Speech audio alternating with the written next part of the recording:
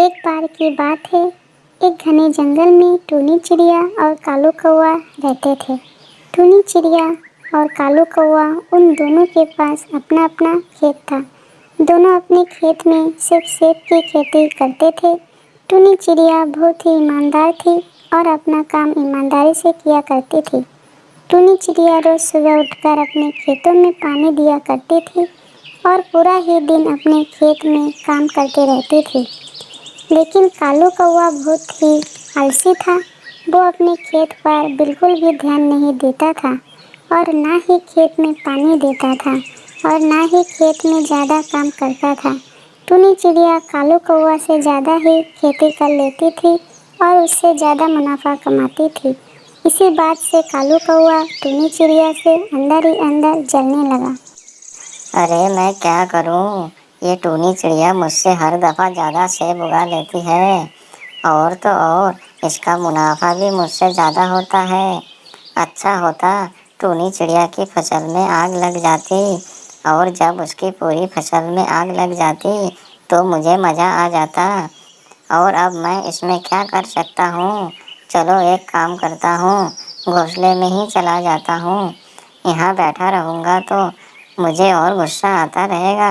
ये कहकर कालू कौवा वापस अपने घोंसले में चला जाता है। दूसरी तरफ टूनी चिड़िया अपने काम में मगन होती है। ओ मेरे लाल लाल सेब, आज मैं जो कुछ भी हूँ सब तुम्हारी वजह से हूँ। अगर तुम लोग ना होते तो मेरा क्या होता।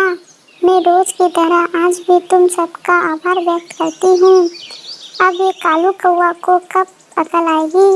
वो अपने खेत पर बिल्कुल भी ध्यान नहीं देता है। मैं कल उसके घोंसले में जाकर उसे समझाऊंगी कि डबल मेहनत करने से अच्छी फसल होती है और मुनाफा भी डबल होती है। दूसरी तरफ कालू कौवा अपने घोंसले में उदास बैठा होता है। तभी एक कौवा कालू कौवा से पूछती है, अरे तुम इतनी उदास क्यों बैठे हो? अरे कौवा जी, मैं तुम्हें क्या बताऊँ, मैं बहुत ही परेशान हूँ। अच्छा, अब मैं आपकी परेशानी समझ गई हूँ। मुझे सब पता है। आज भी तुम उस टूनी चिड़िया के वजह से परेशान होंगे। कालू, मुझे पता है इस बार भी तुम्हारी कम खेती हुई है। सारा मुनाफा वो टूनी चिड़िया ले गई है। अरे कालू, अब ऐसे उदास बैठने से क्या होगा? मैं तो कहता हूँ हम जाके टूनी चिड़िया के खेत में आग लगा देते हैं। ना रहेगा उसका खेत, ना वो ज़्यादा मुनाफा कमा पाएगी। फिर तो हमारी चांदी ही चांदी होगी। अरे ना, अगर ये बात सबको पता चल गई तो हम जो कमाते हैं उससे भी हाथ धोना पड़ेगा। मैं ऐसा कुछ भी नहीं करूँगा और तो और ये काम बहुत गलत है। अरे कालू, तुम सिर्फ मुझ पर ही चिल्ला सकती हो। तुम जाके उस टूनी चिड़िया को बोलो तुमसे कुछ काम धंधा तो नहीं होता है। और मुझे सुना रहे हो? तुम तो सारा दिन ही घर पर पड़े रहते हो। तुम्हारा तो खेत में भी दिल नहीं लगता, तभी तो तुम्हारी खेती ज़्यादा नहीं होती है। टूनी चिड़िया को देखो, बहुत मेहनत करती है, सारा दिन अपने खेत में ही रहती है और वैसे भी भलाई का तो ज़माना ही नहीं रहा। मैं तो तुम्हारी ही भलाई के लिए बोल रही थी और तुम तो मुझे ही सुना जा रही हो। मैं जा रही हूँ यहाँ से, अब तुम्हें जो करना है करो। ये कहकर वो कौवा वहाँ से चली जाती है। अगले दिन कालू कौवा अपने खेत में ही था। तभी टूनी चिड़िया कालू कौवा के पास आ गई। अरे अरे टूनी चिड़िया, तुम यहाँ कैसे? तुम्हें क्या कोई काम है? नहीं नहीं, मैं तो ऐसे ही घूमने यहाँ पर आई थी, ये देखने कि तुम्हारी फसल कैसे चल रही है। अरे टूनी चिड़िया, क्या बात बताऊँ, मेरी तो फसल हर बार की तरह इस बार भी बहुत ही कम हुई है। मैं तो बहुत ही परेशान हो गया हूँ। फिर भी कालू कौवा, अगर तुम बुरा न मानो तो मैं एक बात बोलूं, फसल तो ज़्यादा काम करने से ही अच्छी होती है, ना कि घर पर आराम करने से। अरे कालू कौवा, तुम तो अपने खेत पर बिल्कुल भी ध्यान नहीं देते हो। तुम तो घर पर आराम ही आराम करते हो, तभी तुम्हारी फसल अच्छी नहीं होती है। अरे टूनी चिड़िया, तुम्हारे कहने का क्या मतलब है? क्या मैं कामचोर आदमी हूँ? तुम यहाँ से चले जाओ, नहीं तो अच्छा नहीं होगा। मैं तुम्हें यहाँ से धक्के देकर निकाल दूंगा। फिर टूनी चिड़िया बहुत से उड़कर वापस अपने खेत में चली जाती है। अरे छोड़ो, इस कालू कौवा को समझाने का कोई फायदा नहीं, ये बिल्कुल भी नहीं समझेगा। अरे आज तो हद ही हो गई।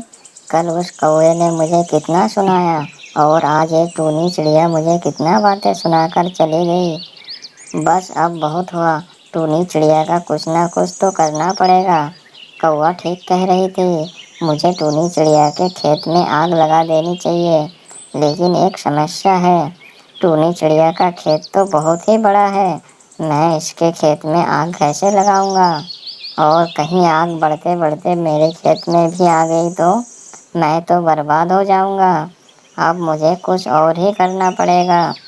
रात होते ही टूनी चिड़िया वापस अपने घोंसले में चली जाती है, पर चुपके से कालू कौवा टूनी चिड़िया के खेत में घुस जाता है। अब मैं एक काम करता हूँ, टूनी चिड़िया के सारे सेब को तोड़कर उसी के घोंसले के नीचे एक गड्ढा खोदकर उसमें डाल देता हूँ। कालू कौवा ऐसा ही करता है, सारे सेब को तोड़ देता है और टूनी चिड़िया के घोंसले के नीचे गड्ढा बनाकर सारा सेब काट देता है। अरे अब इस टूनी चिड़िया को पता चलेगा, ये मुझे बहुत बातें सुना रही थी ना। अब इसको सही मजा आएगा। फिर अगली सुबह रोज की तरह टूनी चिड़िया अपने खेत में जाती है। ये सब देखकर हैरान रह जाती है, उसकी फसल अब बर्बाद हो जाती है। अब उसके खेत में सेब की जगह पेड़ और घास फूस दिख रहे थे। टूनी चिड़िया ये सब देखकर बहुत ही उदास हो जाती है। अरे मैं क्या करूं, मैं तो बर्बाद हो गई, मेरे तो सारे सेब चोरी हो गई। मैं तो कितनी मेहनत करती थी अपने इस खेत के लिए, लेकिन अब तो किसी नासपीटे ने मेरे सारे सेब चोरी कर लिए हैं। अब मैं क्या करूं? अब तो मुझे कुछ भी समझ में नहीं आ रहा है। फिर टूनी चिड़िया उड़ती हुई वापस अपने घोंसले में चली गई। ये सब देखकर कालू कौवा मन ही मन बहुत खुश हो रहा था।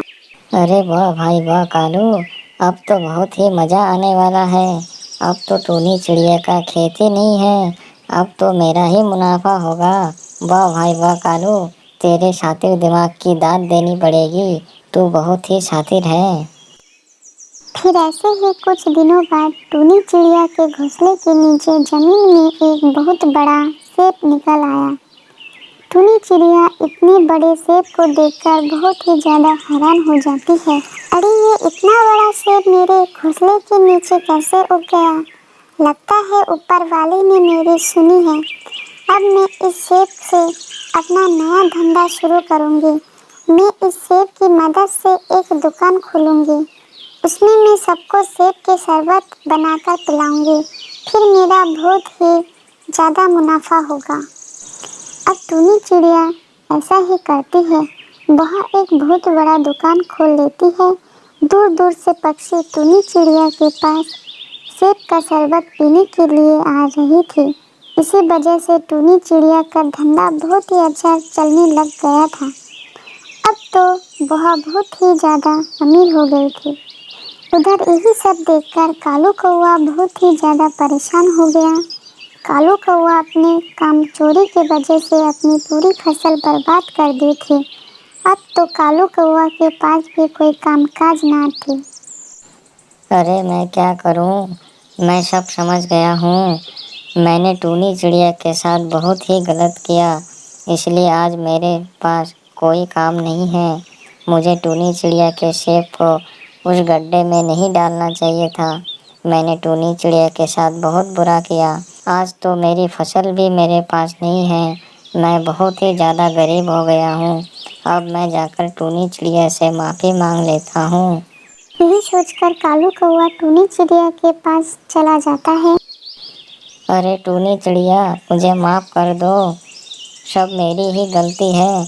मैंने ही तुम्हारे सेब तुम्हारे ज़मीन के नीचे गाड़ दिए थे। मुझे माफ़ कर दो टूनी चिड़िया, सब मेरी ही गलती है। मेरे पास आज खाने के लिए कुछ भी नहीं है। मैंने तुम्हारे साथ बहुत गलत किया, इसलिए आज मेरे साथ ऐसा हो रहा है। टूनी चिड़िया बहुत ही दयालु थी। वो कालू कौवा को माफ कर देती है और तो और टूनी चिड़िया कालू कौवा को अपने दुकान पर काम पर भी रख देती है।